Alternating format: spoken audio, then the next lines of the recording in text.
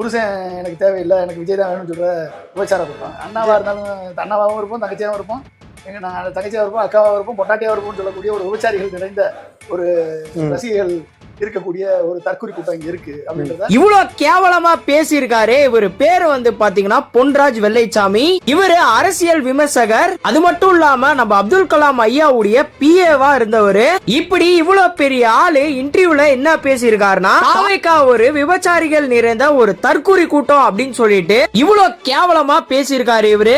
இப்படி இவரு பேசுனது ரொம்பவே தப்பு. இதை நான் கடுமையா எதிர்க்கிறேன். ஒரு கட்சியில இருக்க பெண்களை பார்த்து இவ்வளவு கேவலமா இவரு பேசியிருக்காரு. இப்படி இவரு கேவலமா பேசினதுக்காக ஒரு நெறியாளர் அவருக்கு கால் பண்ணி பேசியிருக்காரு. அப்படி அவரு பேசும்போது கூட இவரு பேசினது கரெக்ட்னு மாதிரி தான் அந்த கால்ல பேசிட்டு இருக்காரு.